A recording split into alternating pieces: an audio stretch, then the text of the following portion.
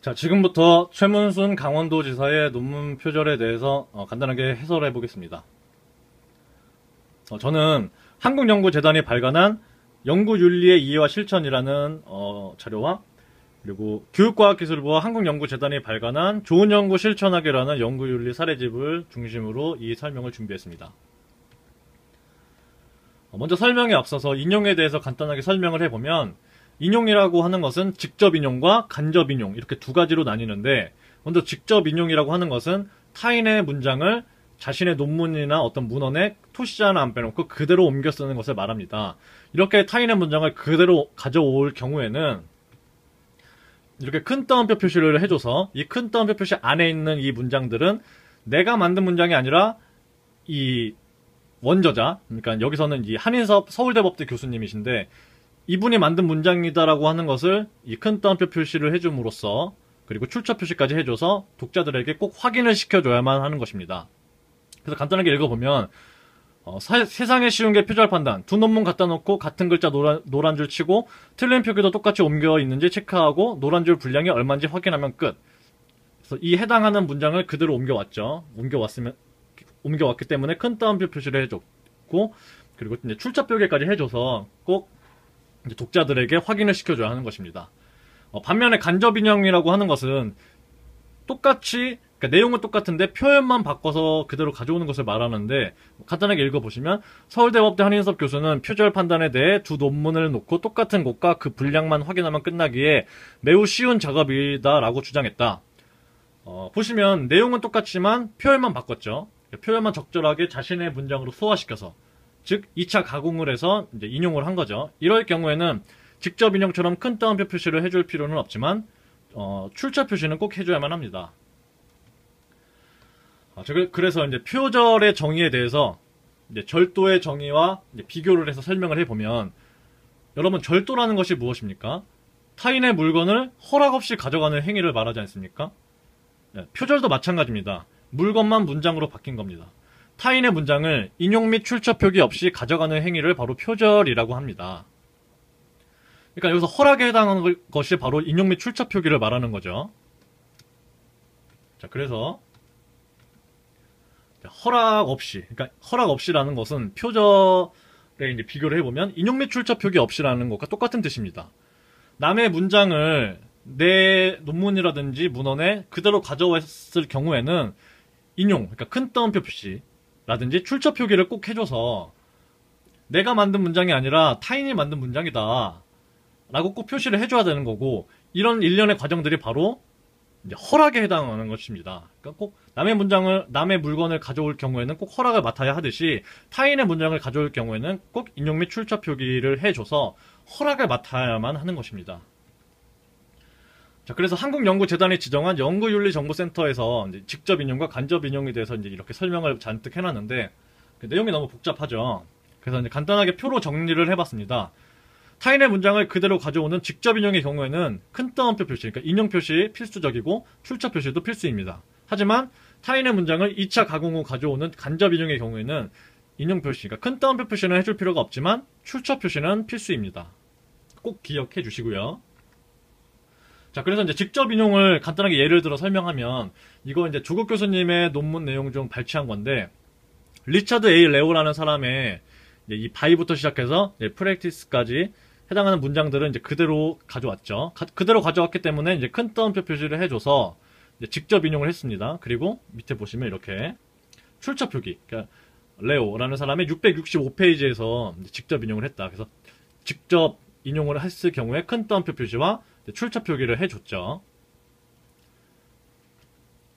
자, 그래서 이제 인용이라고 하는 것은 식별의 역할을 합니다. 그리고 출처라고 하는 것은 내가 이 식별한 문장들을 어디서 가져왔나 라는 것을 설명해 주는 건데요. 방금 전 보신 이 조국 교수님의 이 문장들 밑줄을 다 지워봤는데, 이렇게 보면 어떤 게 조국 교수님의 문장이고 어떤 게 리처드 A. 레오의 문장인지 전혀 알 수가 없습니다. 그렇기 때문에 식별하는 역할, 어떤 문장을 내가 인용했는지를 식별하는 역할을 하는 것이 바로 큰 따옴표 표시인데, 자, 이렇게 큰 따옴표 표시를 해주니까 식별이 되죠. 그래서 인용 표시를 해주는 겁니다. 이 바이부터 시작해서 이 프랙티스까지 해당하는 이 문장들, 큰 따옴표 표시가 있기 때문에 식별이 가능하죠. 이 문장들을 식별만 해서는 독자들이 전혀 확인을 할 수가 없습니다. 독자들이 완벽하게 확인을 하기 위해서는 어디서 퍼왔는가 하는 출처까지 꼭 표기를 해줘야만 하는 건데요. 보시면 이렇게 레오라는 사람의 이제 665페이지에서 인용을 했다라고 출처 표기까지 해줘야 완벽하게 이제 독자들에게 설명을 해줄 수가 있는 것입니다. 자, 그래서 이제 한국연구재단이 발간한 연구윤리의 이해와 실천이라는 이제 연구윤리 자료를 보면 텍스트 표절에 대해서 간략하게 설명을 하고 있는데요. 가장 흔하게 발생하고 있는 유형으로서 타인의 저작물을 활용할 때 원저자의 저작물에서 가져온 글, 그러니까 단어, 문장, 문단, 뭐 표라든지 그림, 그래프, 사진 등을 적절하게 출처를 밝히지 않고 마치 자신의 것처럼 그대로 복사하는 경우를 말한다. 뭐 이렇게 텍스트 표절에 대해서 이제 정의를 하고 있습니다. 자, 그래서 이제 지금부터 본격적으로 이제 최문순 강원도지사님의 이제 논문 표절을 이제 예를 들어서 보면 델라크루즈라는 사람의 이제 이 문장들을 그대로 똑같이 가져왔죠. 그대로 똑같이 가져왔음에도 불구하고, 그러니까 직접 인용을 했음에도 불구하고 큰 따옴표 표시가 전혀 없고 출처 표기까지 아예 없습니다. 그러니까 명백한 표절 문장들이죠. 자, 이것도 마찬가지 사례고요. 그러니까 키펄스키라는 사람의 논문, 그러니까 문화원의 내용을 이제 요약 정리한 것을 이제 델라크루즈라는 사람이 이제 키펄스키라는 사람의 논문 내용, 그러니까 문헌 내용을 이제 적절하게 정리해서 이제 정리 요약해서 인용해 놓은 이 문장들을 그냥 그대로 똑같이 가져왔음에도 불구하고 인용 표시라든지, 그러니까 큰 따옴표 표시라든지 출처 표시가 전혀 되어 있지 않죠. 명백한 이것도 표절입니다. 재인용 표절. 자, 이것도 마찬가지 사례고요. 자, 그래서 잠시 교육과학기술부 한국연구재단이 발간한 좋은 연구 실천하기라는 연구윤리 사례집 내용을 잠시만 살펴보시면 자신의 이름을 걸고 발표하는 논문에서는 반드시 자기 자신이 새로운 문장을 직접 작성해야 한다. 이것은 논문 작성의 기본 원칙인 동시에 연구 분야를 막론하고 학술 활동을 하는 사람들 사이에서 반드시 지켜야 하는 약속이다. 따라서 이제 다른 사람의 문장을 적절한 출처 표기 없이 사용하는 경우에는 표절 내용이 논문에서 차지하는 중요도에 관계없이 표절 판정을 받는다. 어떤 경우라도 적절한 방식으로 직접 인용을 하지 않는 한, 그러니까 큰 따옴표 표시를 하지 않는 한 다른 사람의 문장을 그대로 가져오는 것은 절대로 허용되지 않는다. 직접 인용을 하는 경우가 아니라면, 그러니까 큰 따옴표 표시를 하지 않으면 다른 사람의 표현을 그대로 옮겨 쓸 수 없다. 원전의 출처를 밝히고 그 내용을 설명하되 자신의 표현으로 고쳤어야 적절한 간접 인용의 형식이 된다.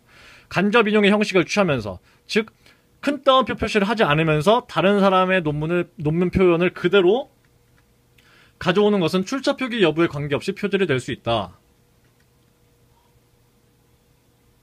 차용한 문장 표현이 다른 저자의 것이라면 어떤 경우든지 표절의 혐의를 피하기 어렵다. 다른 사람의 논문에서 아주 작은 분량이라도 적절한 인용의 형식을 취하지 않고 문장을 차용하는 것은 어떤 경우라도 표절 혐의를 벗기 어렵다. 라고 분명히 이렇게 나와 있죠. 자, 이어서 보시겠습니다. 역시 델라크루즈라는 사람의 이제 문장들을 그대로 가져왔음에도 불구하고 큰 따옴표 표시, 그러니까 직접 인용했으면 큰 따옴표 표시와 출처 표기를 해줘야 하는데 둘 다 아예 없죠. 명백한 표절 문장들입니다. 자, 이것도 역시 마찬가지의 사례고요. 자, 이것도 역시 마찬가지입니다. 여기서 잠시만 보시면 최문순 강원도지사께서 이제 표절한 사람들이 이제 이렇게 많은데 한 10대 명 됩니다. 이 사람들의 논문 내지는 어떤 문헌들에서 이제 몇 문장씩 계속 똑같이 가져와서 베끼고는 큰 따옴표 표시, 그러니까 직접 인용을 했음에도 불구하고 큰 따옴표 표시와 출처 표기를 전혀 하지 않았습니다. 그래서 명백한 표절이고요. 먼저 캠슨이라는 사람, 그리고 리온스라는 사람, 역시 이렇게 다 그대로 베꼈죠. 자, 이것도 뭐 설명을 따로 할 필요가 없습니다. 그대로 베꼈습니다. 자, 캐치라는 사람의 문장들도 그대로 베꼈고요. 그대로 가져왔으면 직접 인용을 한 건데 그럼 큰 따옴표 표시를 해줘야 되는데 큰 따옴표 표시가 전혀 없고 그리고 출처 표기조차 전혀 없습니다. 자, 이것도 역시 마찬가지고요. 마찬가지입니다. 자, 쭉쭉 한번 보십시오. 예. 자, 이거는 논문 표절을 하는 사람들이 혹은 이제 논문 표절을 검증했을 경우에 해당 대학들이 하는 변명들 중에 하나가 논문의 서론 부분이라서 상관없다. 서론 부분을 표절한 거는 상관없다. 결론 부분, 그러니까 핵심 아이디어만 표절한, 그냥 그러니까 결론 부분을 표절만 안 했으면은 서론이나 본론 부분에 좀 몇 문장 표절한 거는 논문 전체를 표절이라고 하기에는 너무 무리가 있다라는 변명들을 자주 하곤 합니다. 하지만 이 최문순 강원도지사님의 경우에는 정말 어쩔 수가 없는 게 결론 부분입니다.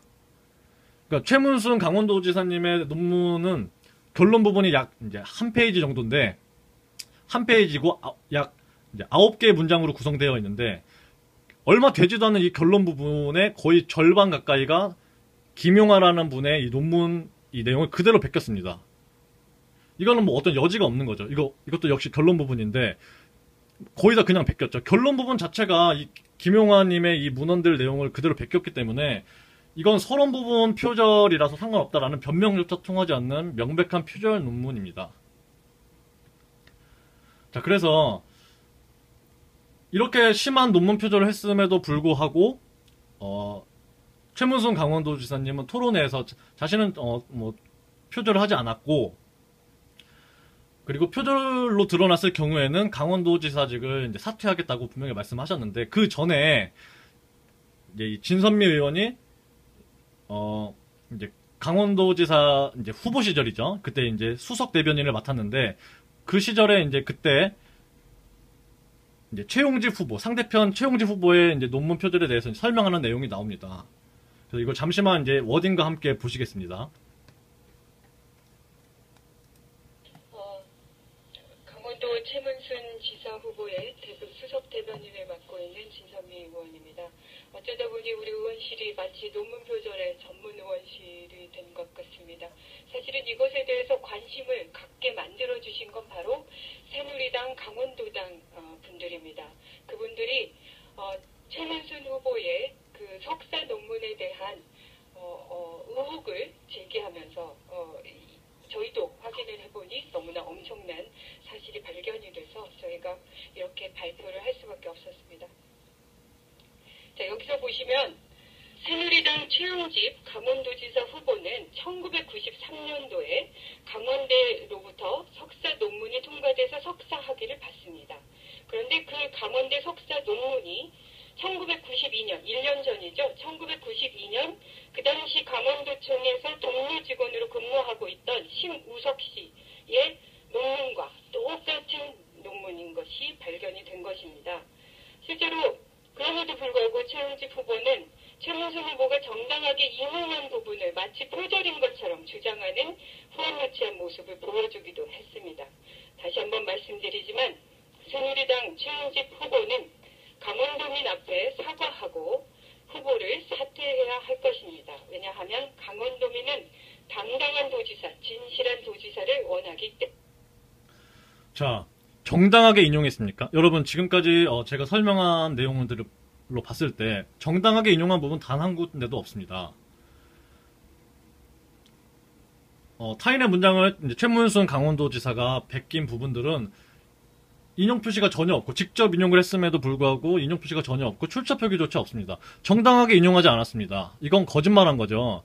그리고 상대편 후보의 논문에 대해서 이렇게 상세하게 이제 조사를 했다면은 분명히 최문순 강원도지사 본인의 논문에 대해서도 자신이 굉장히 잘 알 것입니다. 모른다고 하면 거짓말인 거죠. 그럼에도 불구하고 자신의 논문도 이렇게 표절을 했음을 자신이 가장 잘 알고 있음에도 불구하고 상대편 논문, 그러니까 상대편 후보의 논문에 대해서 이렇게 비판을 한다는 것 자체가 정말 후안무치한 거 아니겠습니까? 이렇게 말한 것처럼 어떤 것이 후안무치한 것인지 이어서 한번 보시겠습니다. 때문입니다. 최용집 후보의 93년 강원대학교 행정학 석사 논문의 제목은 여기 차트에 나와 있다시피 국가사업의 지방위임과 재원의 지방이전에 관한 연구, 강원도를 중심으로라는 논문입니다. 자, 옆에는 심우석 씨가 1992년에 내무부 지방행정연수원에 고급 간부 양성과정 12기 연구 논문으로 제출한 논문입니다. 제목이 똑같습니다. 그리고 목차를 다시 들여다보겠습니다. 목차를 보면 이 논문이 그저 우연히 제목만 똑같은 것이 아니라 완전히 같은 논문임을 알 수 있습니다. 논문의 소제목 부분만 일부 바꿨을 뿐이지 각 장, 각 절의 구성과 제목까지 완전히 같고요. 논문으로 들어가면 최웅집 후보의 논문은 토시 하나 틀리지 않고 그대로 옮겨 썼습니다. 최웅집 후보의 석사 논문은 특정한 표현이나 아이디어만을 도용하거나 특정한 부분만 짜집기 한 것이 아니라 논문 전체를 그대로 가져온 것입니다. 최웅집 후보가 논문을 끝까지 읽어봤는지 저는 좀 의심스럽습니다. 시간 관계상 이제 잠깐 끊을게요. 자, 보시면, 자, 최웅집 후보의 논문은 토시 하나 틀리지 않고 그대로 옮겨 썼습니다. 지금까지 보셨던 자료 어떻습니까? 최문순 강원도지사는 과연 최문순 강원도지사가 타인의 문장을 베낀 부분들은 또 역시 마찬가지로 토시 하나 틀리지 않고 그대로 옮겨 썼음에도 불구하고 인용 표시 및 출처 표기가 전혀 되어 있지 않죠. 이런 말을 할 입장이 전혀 아닌 것입니다. 자, 그래서 뭐 다시 한번 최문순 후보에게 강원도민에게 사과하고 후보를 사퇴할 것을 제안드립니다라고 했는데, 이 논리라면 최문순 강원도지사도 사퇴해야죠. 자, 그래서 이제 잠시만 보시면 있습니다. 아니 이렇게 하나 저렇게 하나 표절하는 건 마찬가지죠. 근데 제가 이렇게 여론 표절하지 않았습니다. 제가 오늘 서울대학교에다가 진실 검증을 해달라고 냈습니다. 만약에 제가 표절했으면 도지사직 사퇴하겠습니다. 자, 이분이 이제 최문순 강원도지사님인데 저는 표절하지 않았습니다라고 했죠. 그럼 방금 전까지 봤던 수많은 그 논문 표절 자료들은 무엇입니까? 만약에 제가 표절이라면은 저 도지사직 사퇴하겠습니다라고 분명히 말씀하셨습니다. 그럼 연구윤리 규정에 의거했을 때 지금까지 봤던 수많은 표절 문장들을 봤을 때 이것이 결론 부분까지 표절인데 표절 논문이 아니겠습니까? 그러면 표절이라고 하면 도지사직 사퇴하겠다고 하셨는데 최문순 강원도지사께서는 도지사직을 사퇴할 용기가 있으신지 모르겠는데 꼭 약속을 지키시길 바랍니다. 여기까지 영상을 시청해 주셔서 감사합니다.